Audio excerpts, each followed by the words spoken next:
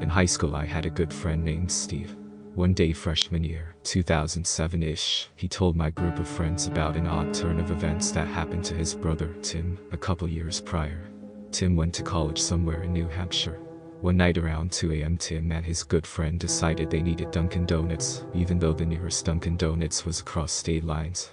I don't know much about New Hampshire's geography, but I'm told this trek involved going through a narrow highway that takes them through some woods. On the way back from Dunkin' Donuts, a mysterious car pulled in front of them on the highway. It was a red compact car with the markings scratched off, and its only defining feature was its license plate that had a black O and a green M, who will henceforth be known just as OM. Around this time Tim describes weird coincidences happening, like his phone losing service and the jazz station playing Smells Like Teen Spirit, but I'll admit it, those could have just been weird coincidences. At this time Tim and his friend were sensing some bad juju from this guy, so Tim let his foot off the gas and was happy to just let OM go off on his way. But OM wasn't done with them. As soon as Tim slowed down, OM did the same. Tim thought this was weird, but maybe if he floors it, he could get around OM. But when Tim sped up, so did OM. Tim and co were freaking out at this point and had no idea what they were dealing with, but they saw a curve in the road up ahead. They saw OM go around it, and they decided to just stop.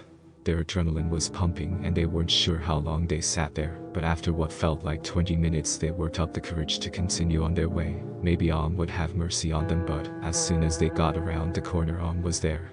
The exact same distance as they last saw him, matching their speed. OM clearly was without mercy. Tim and his friend were rightfully scared for their lives and relented to just going forward and hoping they could get out of this alive. Eventually there was a fork in the highway. One led towards the college town while the other led further into the woods. Our heroes went home while OM ventured into the unknown. Tim never saw OM again. Epilogue 1.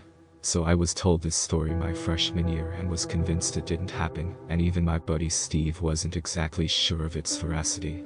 But around 2008 to 2009 I was listening to the local talk radio station while doing homework and heard a news bulletin. There was a murder in a neighboring county the previous night, and the sole witness saw a car leaving the scene of the crime. She described it as a red compact car with a license plate that had a black O and a green M. I nearly shit myself.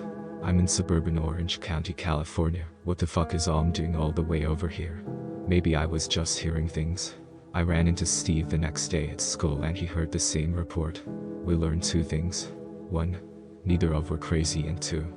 That OM was fucking real. Epilogue 2. This previous me, my friend Blake, was on his way home from dropping off his girlfriend around 2 a.m. For some reason he decided to take a highway that leads through a canyon home.